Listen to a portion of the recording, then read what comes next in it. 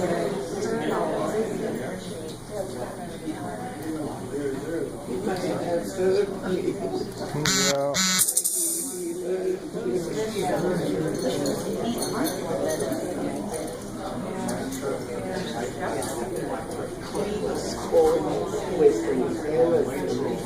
Is going to give us a lot of insight.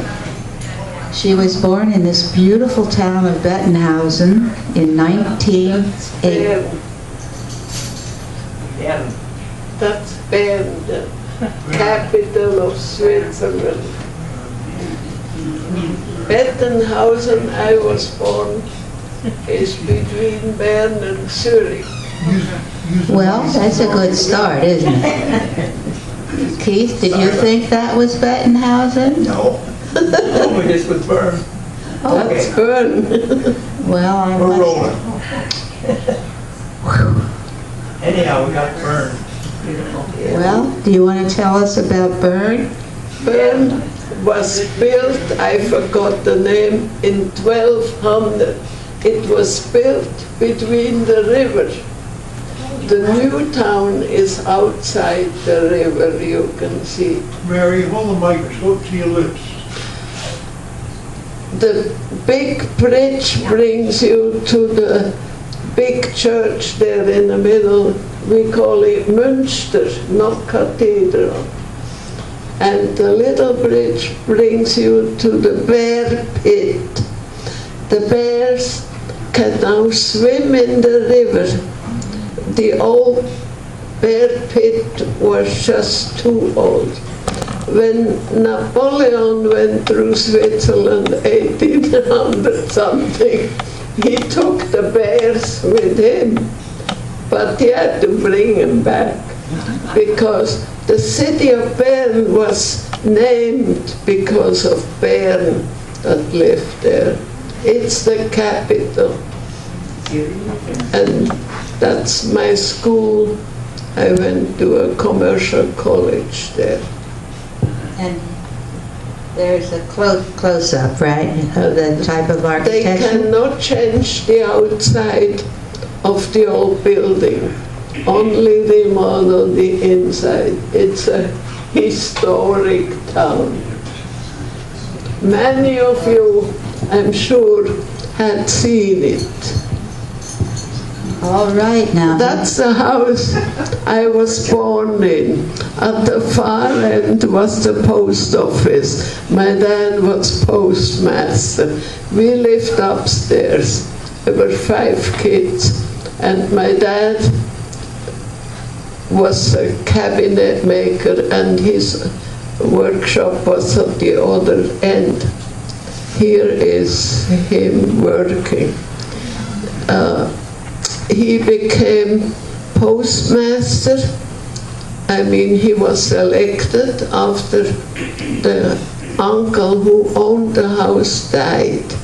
So then my dad gave up his furniture business and became postmaster for 2 villages, Bettenhausen and Bollodingen. The school was 3 years here, 3 years there, and another 3 years here. So that's my dad and his twin.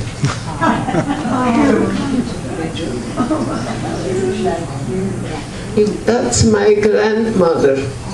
To the last day, she was bilingual, because my state is bilingual. And the 2 languages? The 2 languages are? Swiss German and French. Mary, aren't there parts that speak Italian in Switzerland? Yeah, And then there's about 7% on the southern end, on the Italian border. That is probably my dad in the young years. And that's my mother. My mother died when I was 6 months old. On the Spanish flu. It ravaged our village. That's my mother in the festival outfit.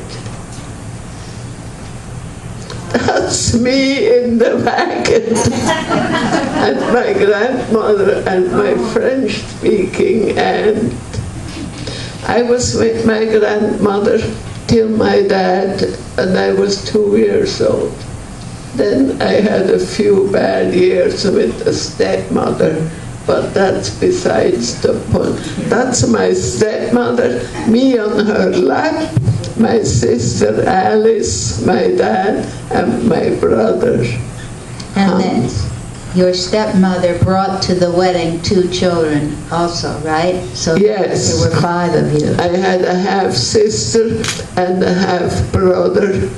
I was very close to my half-brother.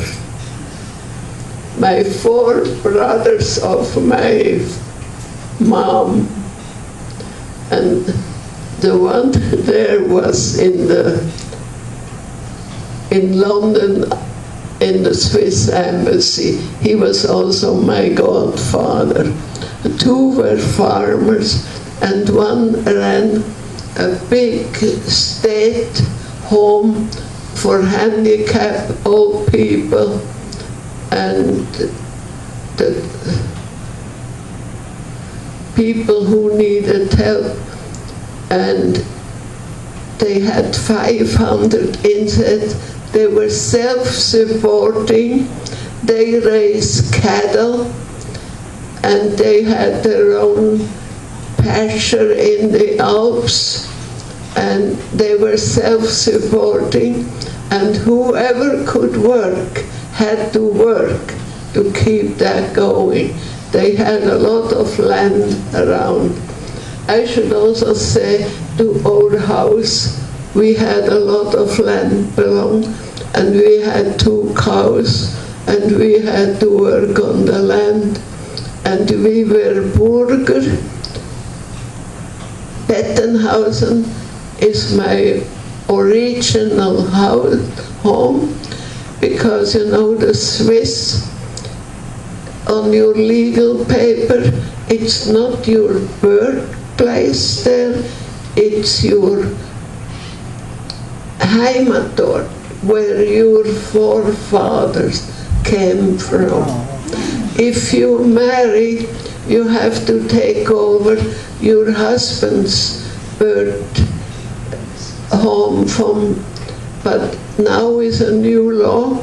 If you like your ancestors' home better, you can keep it, or you can, in the legal paper, add it to your married name.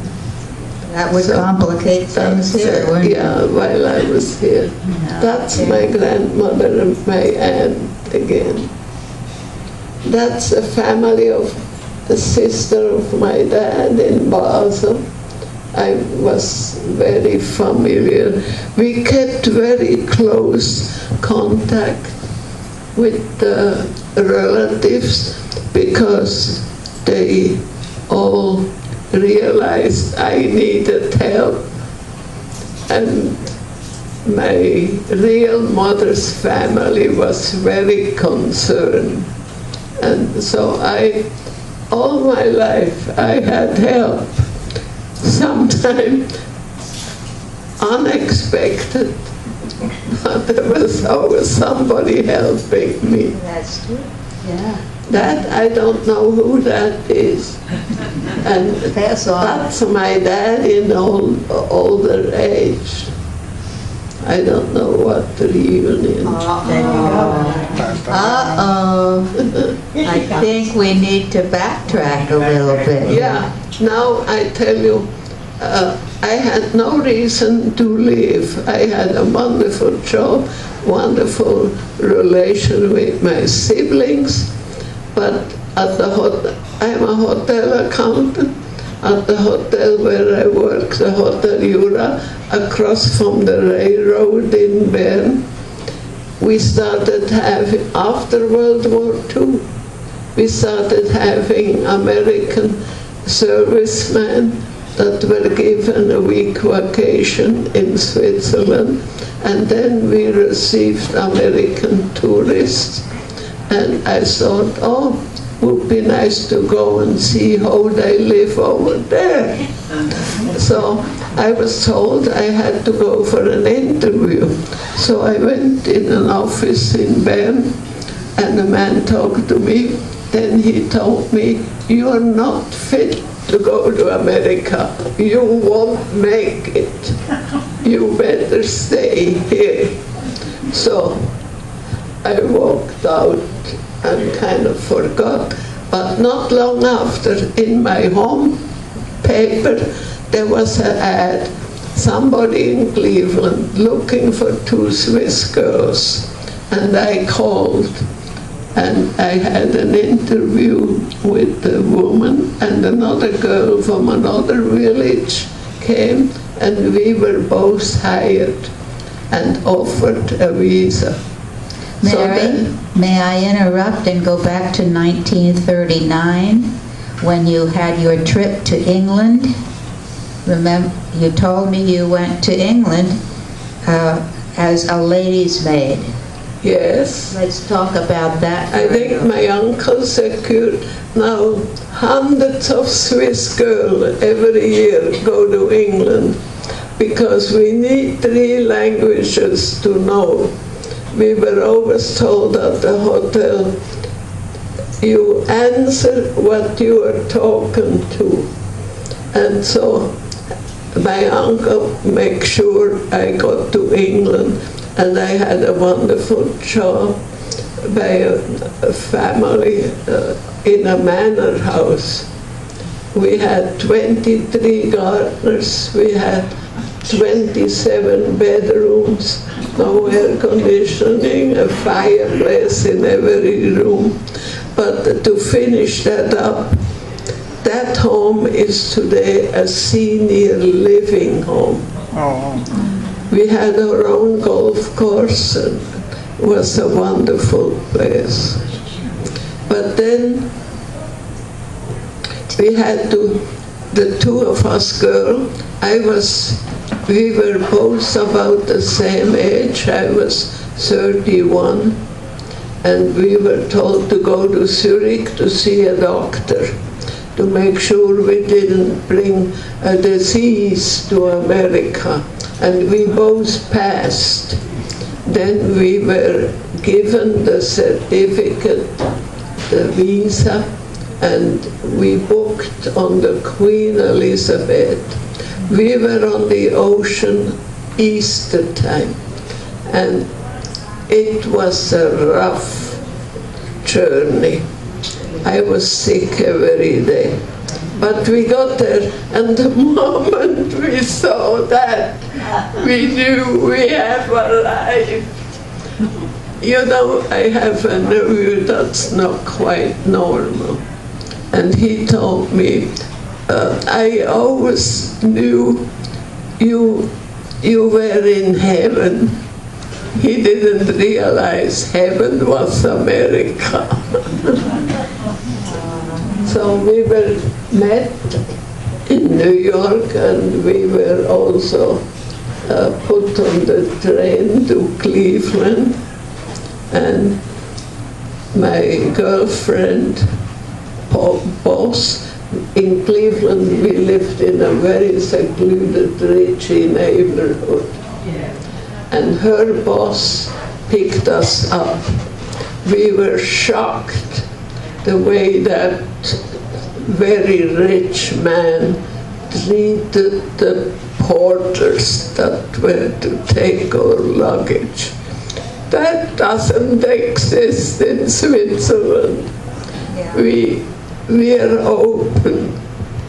Anyway, I had a wonderful time in Cleveland, and I stayed with that family 14 months, and they only had 1 son, and he'd been in college, and so they told me I can go to college, and they told me to register at Western Reserve for night school First we had taken vocabulary, then English, and for me Spanish. Neither of us had high school, so we had to pass an entry exam, but we both passed. We had already life experience by then, so that went very well. Mary, you talk about your different trips and travels, and I just think that your trip from England back to Switzerland is so fascinating, and you were so courageous. Tell us about the ship to Cherbourg. When the war broke out, I was just there 6 months. The Swiss called every Swiss should go home. They had a boat in Southampton, and I refused to go. I needed to know more English, and I had a good point.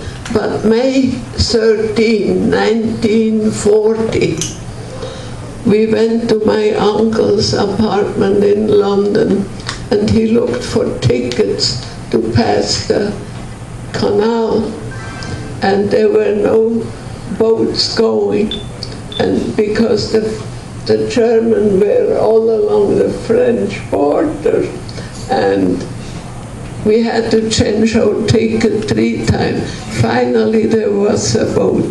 It was all camouflaged, and the 2 of us were on deck all the time because there was a lady in our cabin who was sick, or seasick.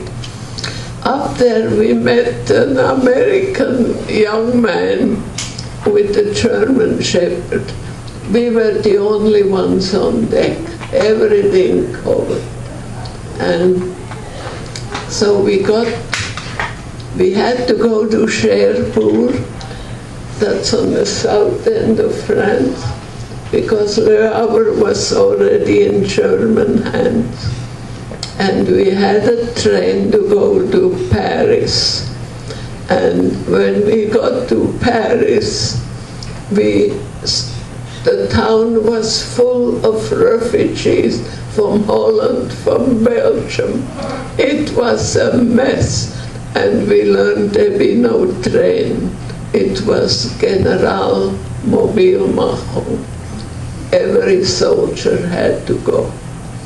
And without us knowing, that man went to the police, and he come back to us, and he put us in a movie house across the street from the railroad station, and he told us to sit there till somebody comes.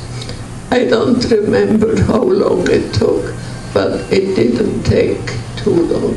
A policeman come, and he takes we had no luggage.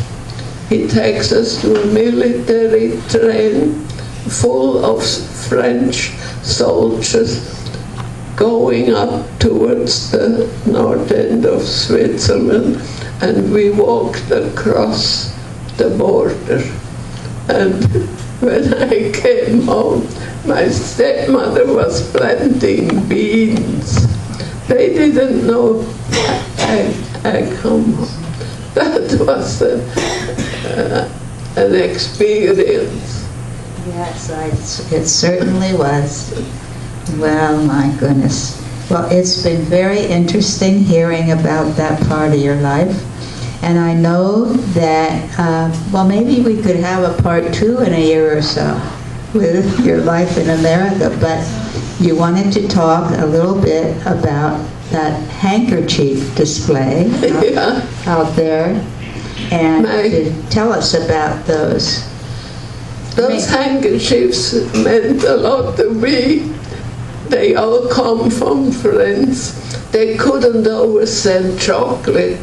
Sometimes they even send cheese. They didn't know we have good cheese here too.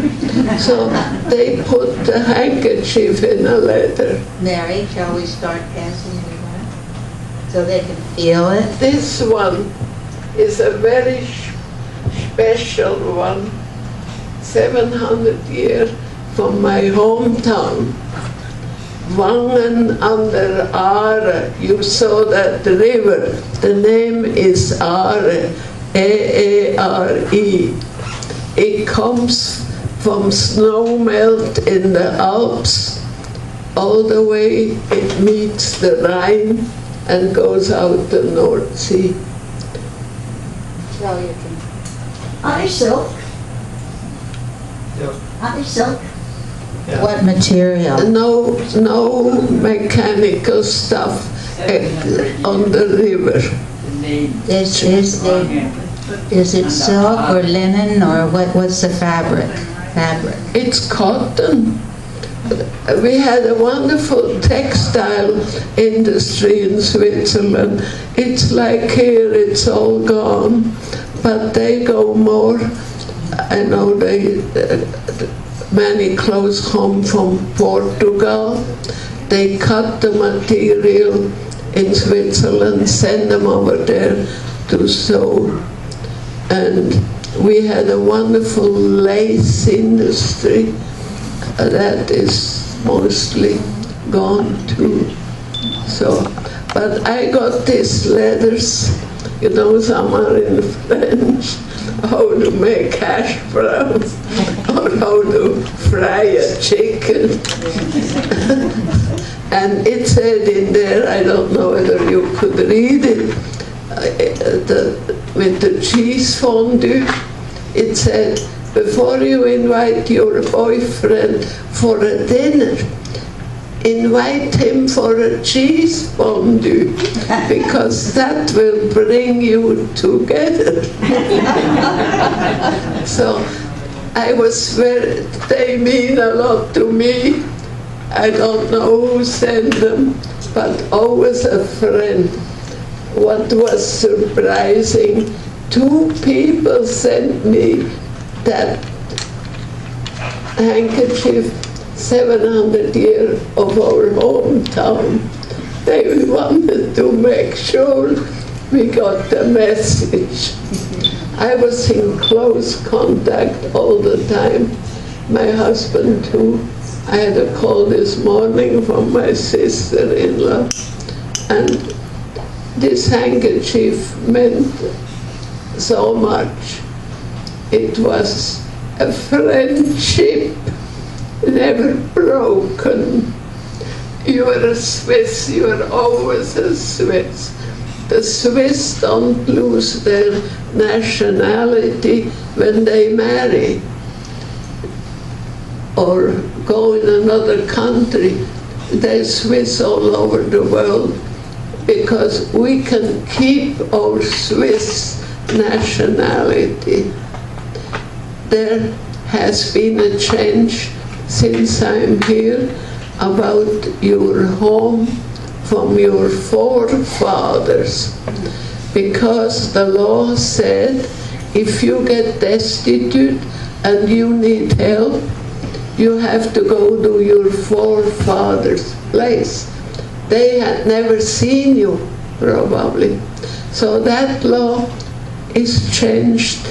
They now are taken care in the town where they live, which is a wonderful change. Now the 700-year festival for Switzerland, Lake Lucerne, you know, goes in all the valleys, and they arranged for each canton a hiking. And we were home and we hiked on the lake. We couldn't hike the way that Bern was assigned. They told us Mary couldn't walk it, it's too up and down. So we walked the path from Canton Vaud, our neighbor, the French, and whole Switzerland walked. And my village, Bettenhausen, they arranged a hike around the border of the town, and you could go and take your dog along, and everybody was hiking. So we are big hikers. I have some wonderful experience from hikes.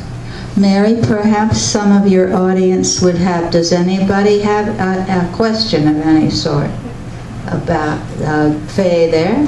Faye? Mary, how old were you when you came to the States? I was 32 when I hit New York.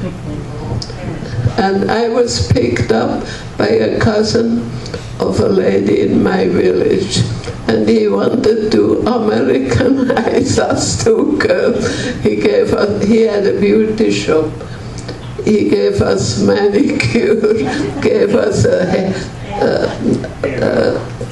what we call a Dauerwellen, I don't know the English name. Anyway, and he is the one who put us on the train. Yeah. Anybody else? Everybody know how to speak Swiss German? Hands? How about French? Come on. When we go to school, we have to learn High German. So already a second language. Then we have to learn the language. For us, it was French. That's why when I was 16, I was sent to Geneva in a wonderful family of 8 people. That's where I got the aspiration of music. Grandmother in bed, round-the-clock nurses, the lady of the house singing and playing piano. The man of the house was the retired Protestant minister. He showed me the church history that Geneva is full of. There's the big monument of the 4 Reformator, what we call, and he made me walk up to the pulpit of Calvin, who was in Geneva very important, and Knox was important in England. But you know, we have 4 languages that always were 4 languages. It hasn't changed. I can tell you good morning in 4 languages. Romansh, they say bon dia. Instead of saying hello, they say allegro, which I always like. Then bonjour in French, guten Morgen, Schweizerdeutsch, and Hochdeutsch, guten Tag. So actually, we don't like to speak the High German, and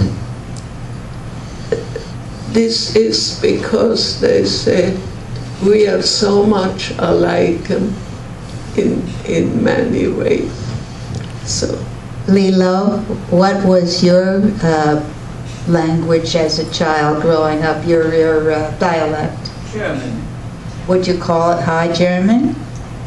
Actually, yes, that's how we grow up in school, but we speak our dialect. it's very close to the Swiss part. Yes, it is. Yeah. Just a little preview there for next time. Keith will tell you about. Anybody else? What brought you to Phoenix, and who was it that... Oh, I told you I was lucky all my life.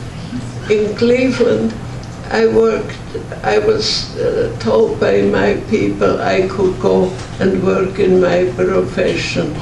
And a professor from Western Reserve helped me write a letter. I sent to 5 hotels. I was invited for an interview at 3. I could have had all 3 jobs, but I chose Wet Park Manor because it was around the 3 universities and a big music hall in East Cleveland. And one of the owners of that hotel was Tracy Lincoln. And in the winter, when they spent their time, they had 10 acres on Invergordon. Mrs. Lincoln raised goats because Mr. Lincoln could only drink goat milk.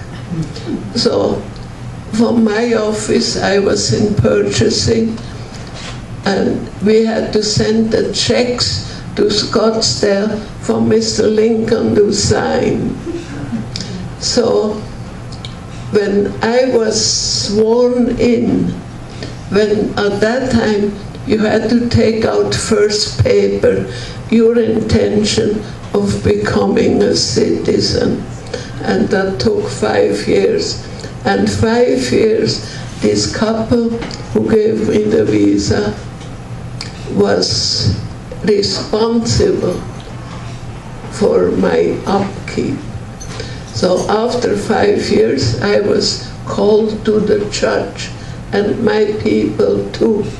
And they have to tell the judge that I was no problem to them.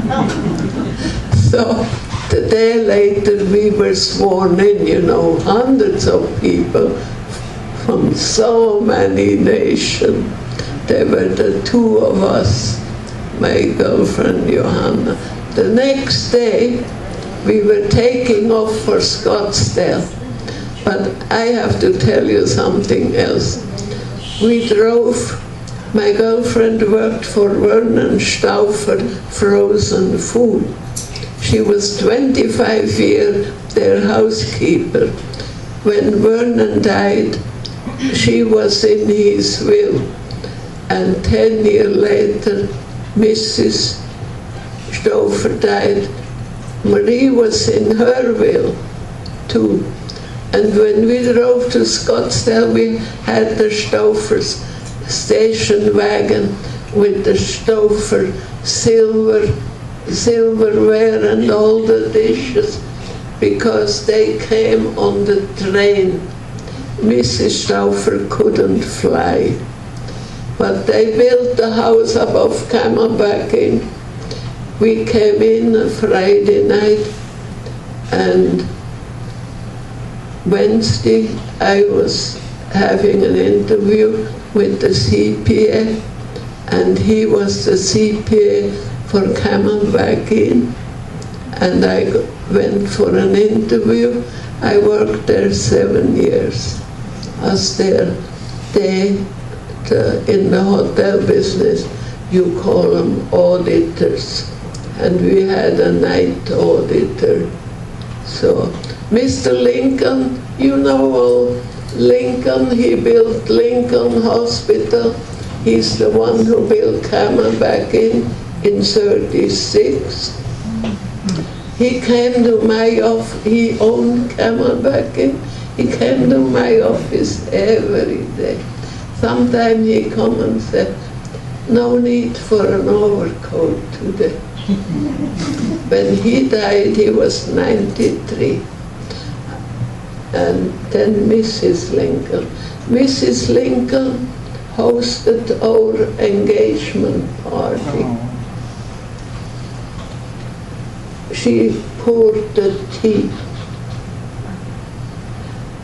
And then so many happy things happened once we got here. Tell us about how you met your husband. Yeah, well, okay.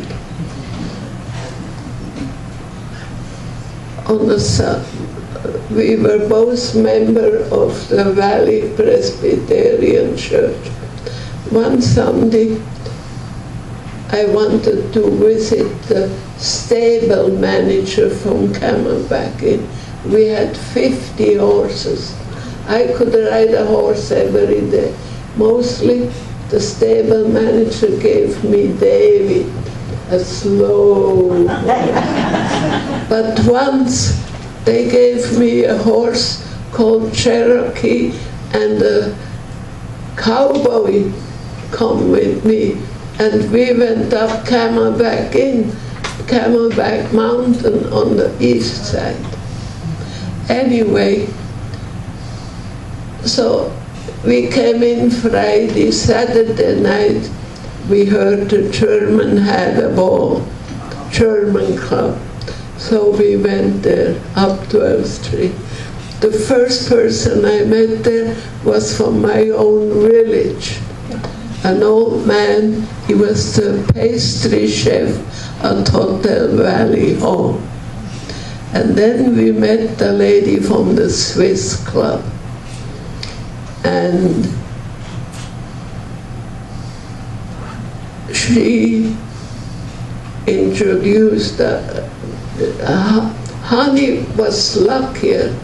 Honey, before we left Bern, she was on a ball with her brother, and she met a young man and they fell in love. We were in the boat in Easter. By Christmas, they got engaged over the telephone. He had a visa to go to Rosario in Argentine. He was a butcher, but he didn't like that job. They didn't work like Swiss butchers. And Honey sent him the money to come up. But Honey didn't know that in every post office you can read countries you can't send cash money. So her money was lost, taken. So again, then she made arrangement with her lawyer, and they came and got married and opened a restaurant. But my husband, he was in Canada. Our home were 5 miles apart, but we didn't know it. And when he come from Canada, first he worked at the Waldorf Astoria, then he went to Reno, and there he met a Swiss guy, French Swiss, who had worked, he was a pastry chef, and he had worked as a head waiter in many wonderful hotels. Those two got their heads together and decided Scottsdale was the place, because so many people moved to Scottsdale. That's how I sold houses to about 8 hairdressers. Why? Because their customer moved to Scottsdale. So they opened that restaurant on Brown. It was the first French restaurant. My husband had a master degree in butchery. That's what makes a restaurant important. You got to know the meat, how to buy it, how to cook it. And through the Swiss club, I was introduced to a Swiss doctor who had 7-acre on 36 and Camelback, and he had a guest house. I was asked if I would like to move in that guest house. Of course, I was delighted. It was not too far to go to work at Camelback, and I had all the grapefruit I wanted. But one day he says to me, I invite you and his wife. He read in the paper some 2 French guys had opened a restaurant, and he was from French Switzerland, from Geneva. So we went, the 3 of us, and we had a wonderful dinner. But as many of you remember, to go to the bathroom, you had to walk through the kitchen. It was so small. And he was alone. There wasn't room for a second cook. And so when I came out, I talked to him. And I thought, oh, that guy has an accent. So I asked him, where are you from? He said, von Wangen an der Aare. So he had a girlfriend, I had a boyfriend, but we gave that up. And we were married. I had an offer in Cleveland from a Chinese PhD, but I didn't see me going to China. Anyway, a Swiss guy was a better deal. We were married 48 years, and these were our neighbors. That street was International Street, a Holland in the corner, a Parisian lady in the second house, a German doctor further. Across from me, a man from Poland, married to a lady from Brasilia. I tell you, it was an international burning. Louis. So, anyway, I talked to him, and I told you we were married in a month.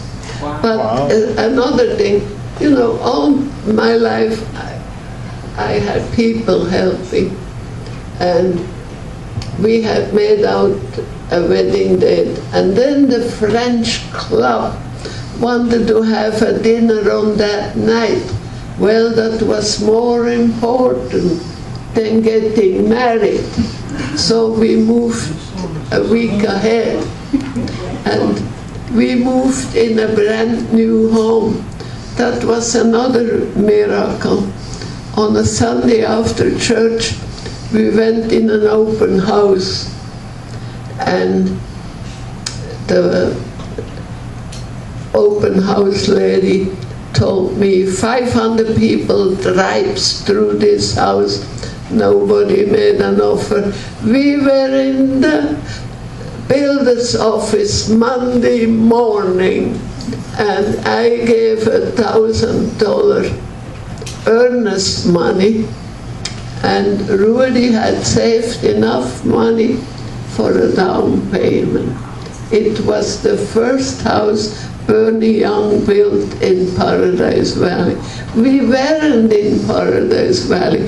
We were in the county, but then Paradise Valley took us in.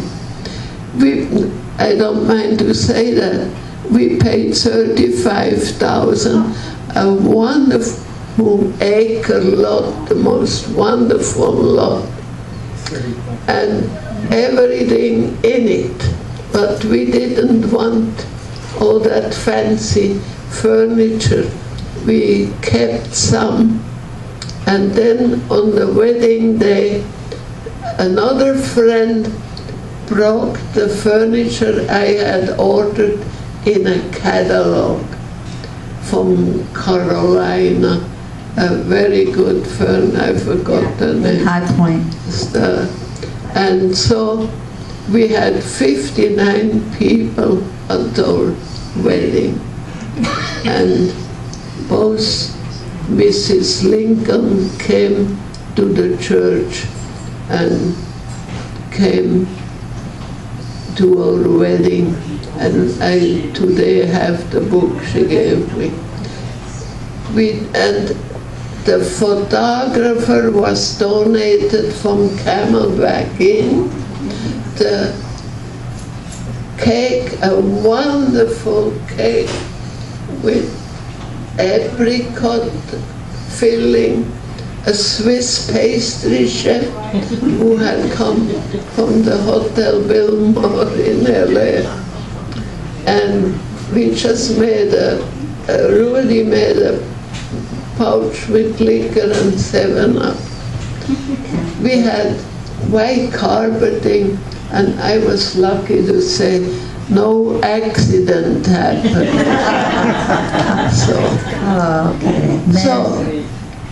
And it was the most wonderful happenstance, you know.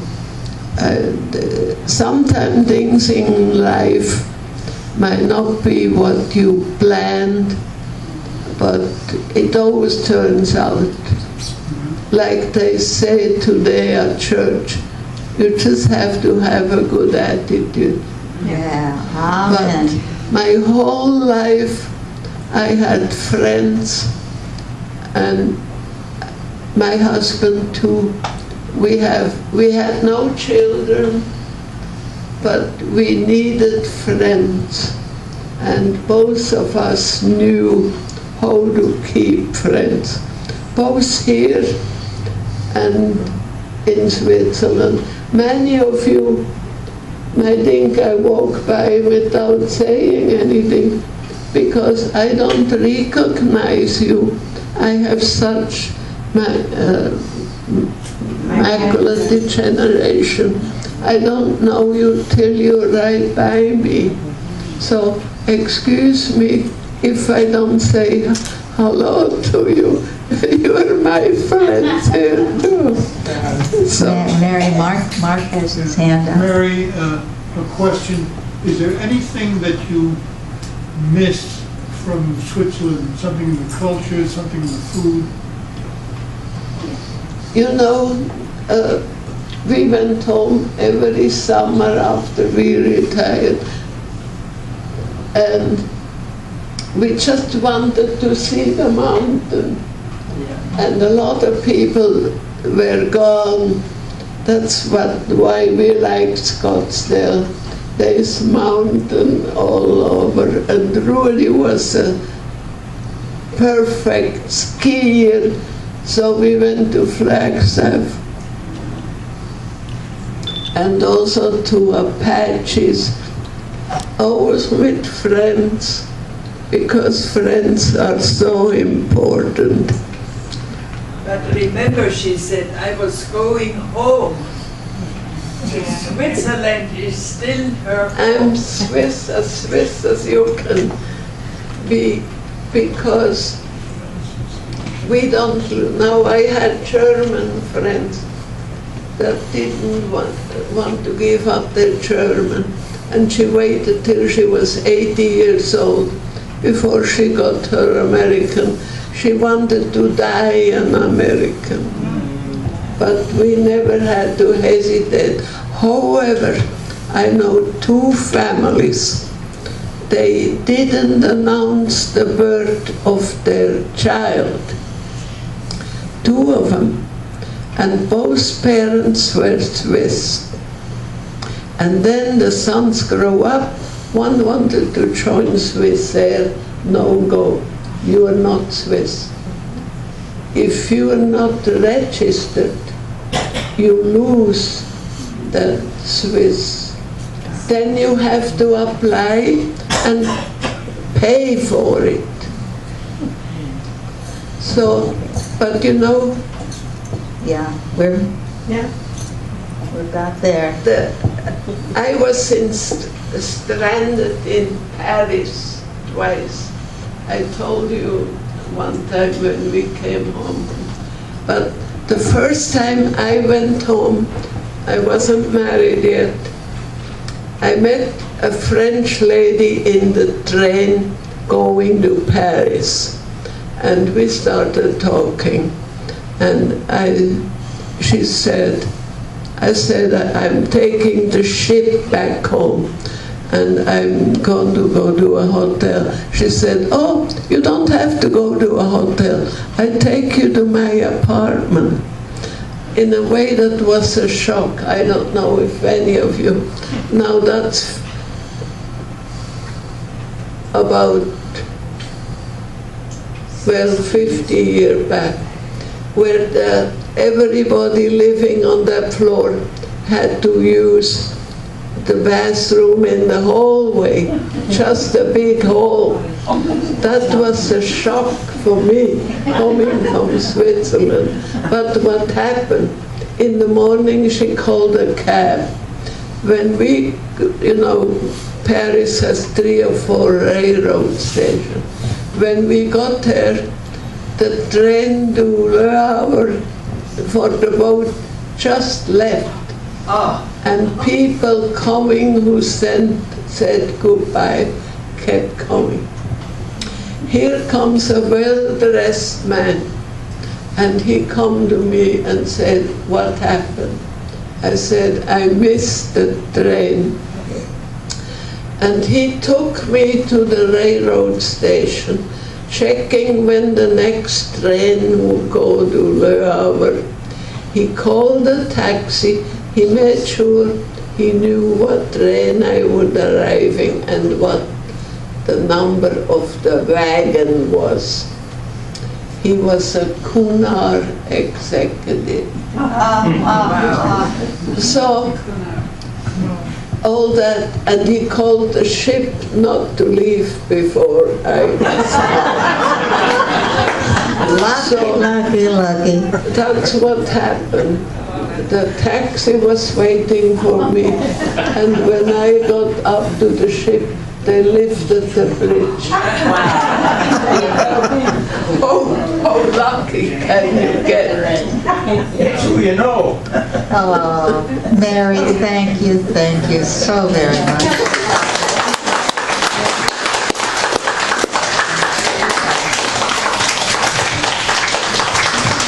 Thank you, girls.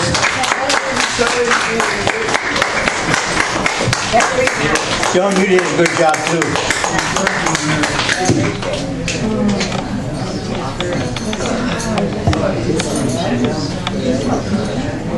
We're hoping Edna is going to get out of rehab, but Debbie promised me, Lilo, that she would be out of rehab.